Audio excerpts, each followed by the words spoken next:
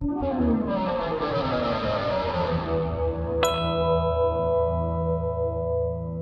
getting into reverse instruction tools and techniques, I just want to take a moment to thank the many new subscribers. We've had over 650 people sign up in the last few weeks for Emerging Ed Tech blog posts via email in response to our 2012 free education technology resources ebook offer.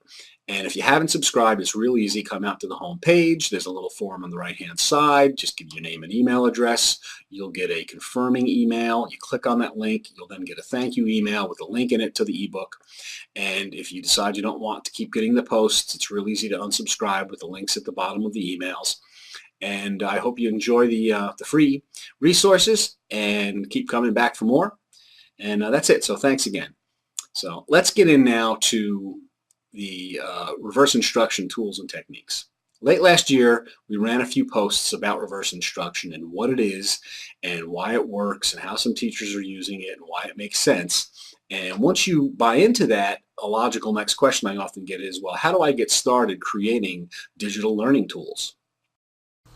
So this month on Emerging Ed Tech, we're running a series of posts on that.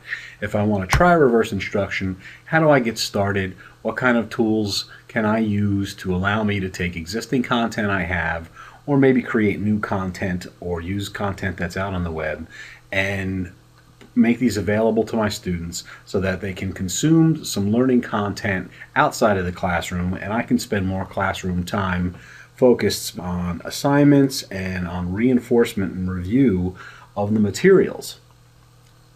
In last week's post, we focused specifically on tools that can be used to take content you already have and put it out on the internet. So tools like SlideShare and Google Docs, and also the idea of wikis, where you can take documents you have and share them.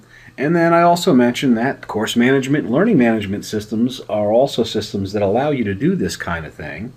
We also talked briefly about the issue of students who may not have internet access at home or have limited computer access, and making sure you're aware of that and planning for it. And then we moved on this week to screencasting.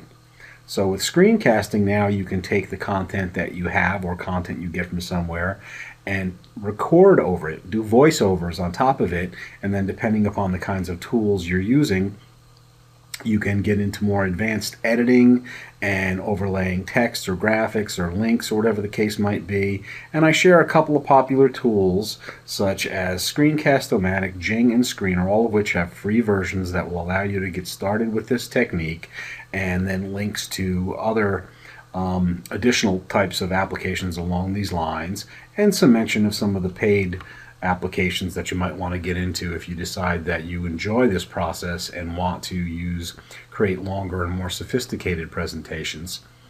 And then next week we're going to get into creating your own flipped textbook, and the week after that we will wrap up, or maybe even go another week, talking about using materials that are already out on the web, following up on questions folks might have as they read these posts, and just trying to bring some closure to this introductory material. So I hope it's helpful to everyone. Please don't hesitate to come out and comment, share your ideas, your experiences, and your thoughts on doing this yourself. And that's it. Thanks a lot.